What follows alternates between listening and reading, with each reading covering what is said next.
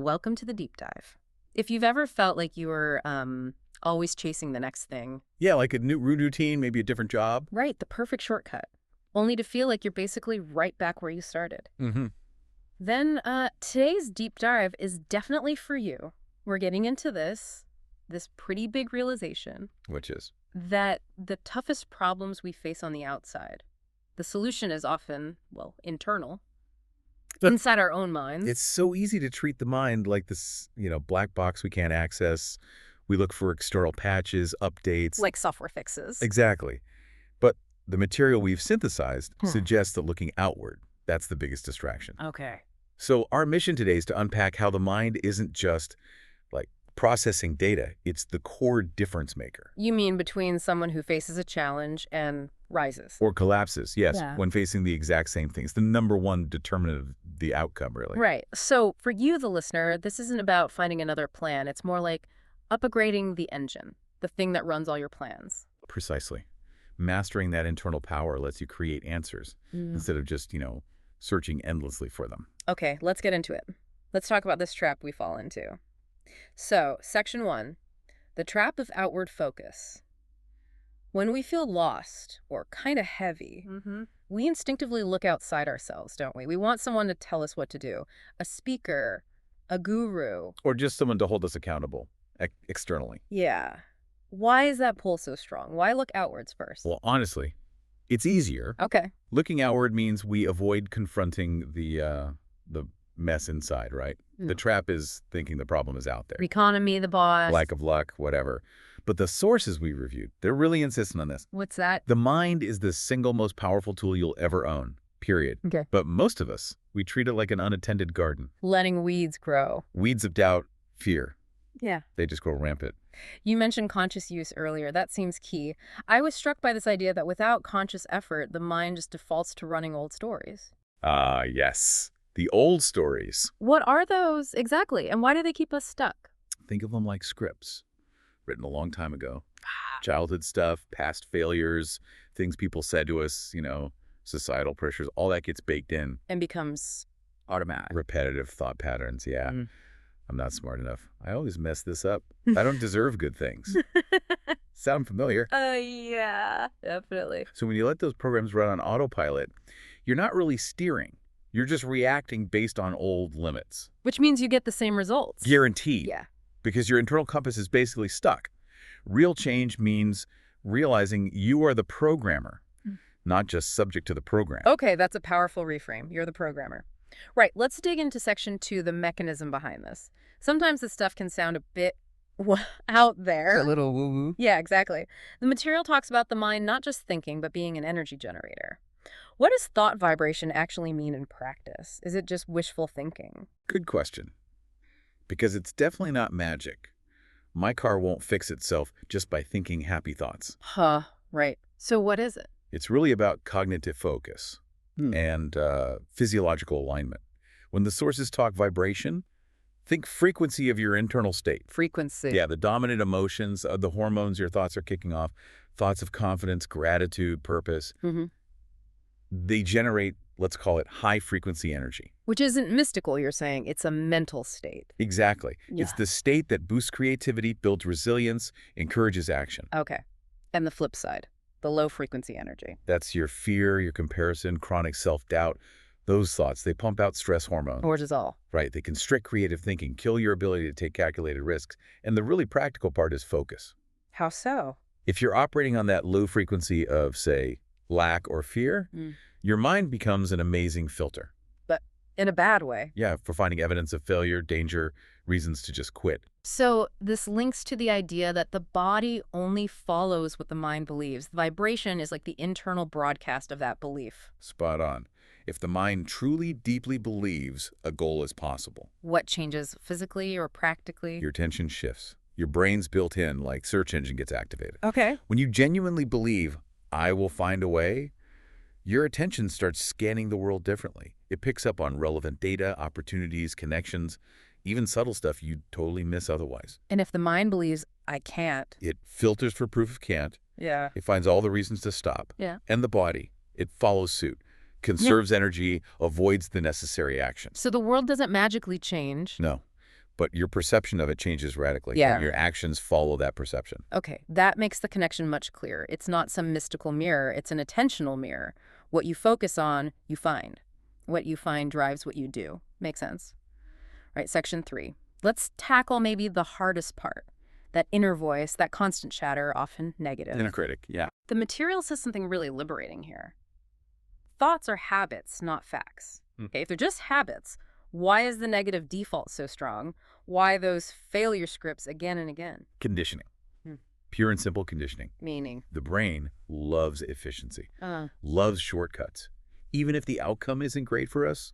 So if you reinforced a negative thought, I'm not good enough, maybe 10,000 times last year. Which is easy to do without realizing. Totally. Becomes the superhighway in your neural network. Yeah. It takes less mental energy for your brain to run that script than to carve out a new, positive, hopeful path. Yeah. That negative voice isn't reality.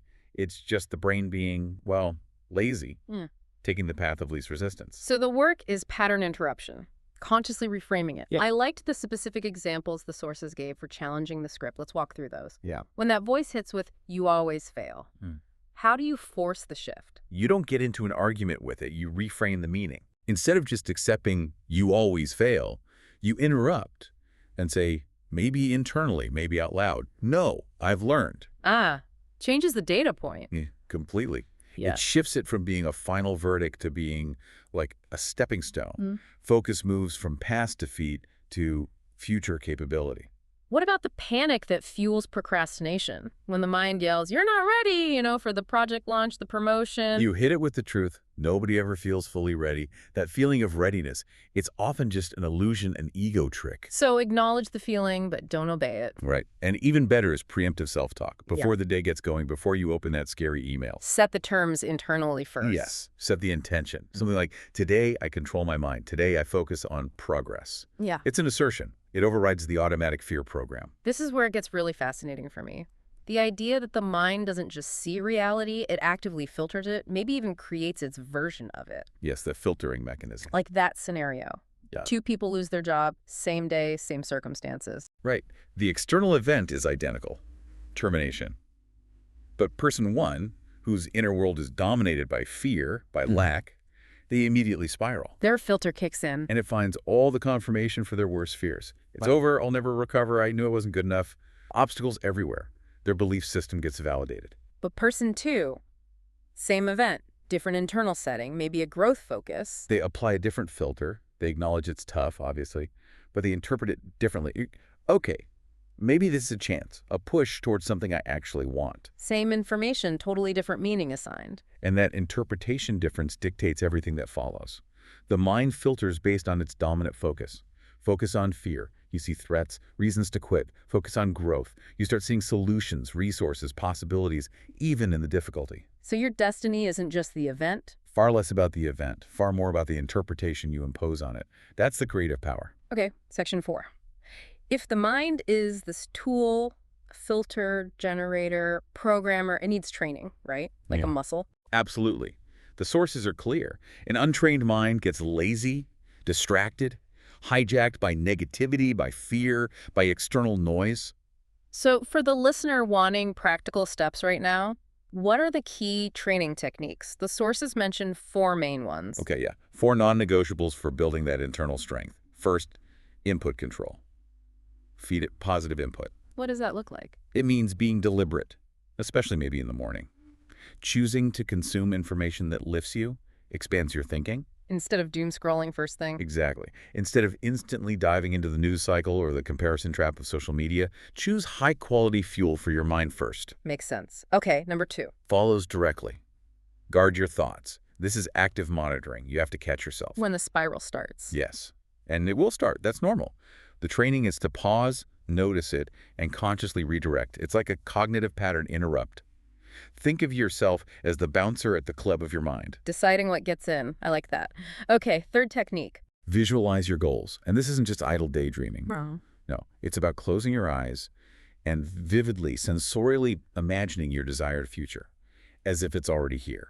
You're training your brain, building neural pathways for success. Why does that work? Because the brain, interestingly, doesn't always clearly distinguish between strong imagination and actual lived experience or memory. So you're basically prepping your internal belief system, priming it to recognize and act on opportunities when they show up in the real world. It's like neurological rehearsal. Okay. Powerful. And the last one. Seems simple, but maybe profound. It often is. Practice gratitude. Just listing, say, 3 specific things you're grateful for each day.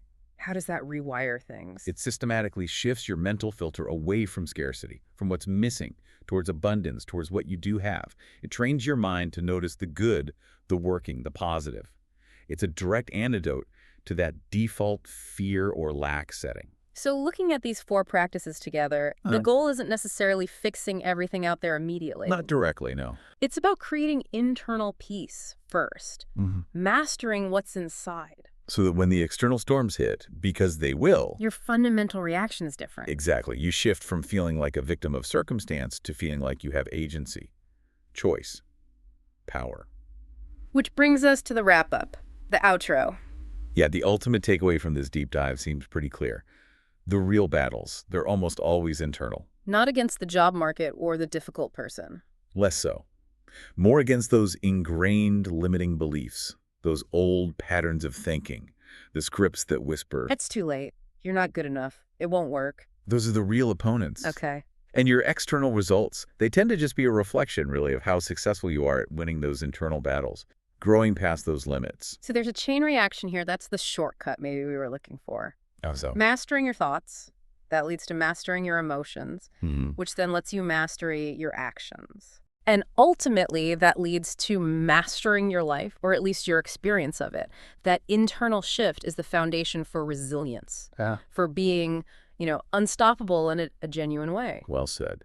Which leaves the listener with a crucial question, doesn't it? Yeah. You have this incredible tool, your mind. You have the blueprint, the power to train it. So which side are you going to feed starting today? The fear side or the growth side? It really comes down to choice and practice. So when that doubt creeps in, and it will, whispering that old question, what if you fail? Don't just accept the question's premise. Challenge the filter itself. Train your mind maybe to fire back immediately with a stronger, more empowering question. Like, Yeah, but what if I fly? Take ownership. Train that tool. Start the shift today.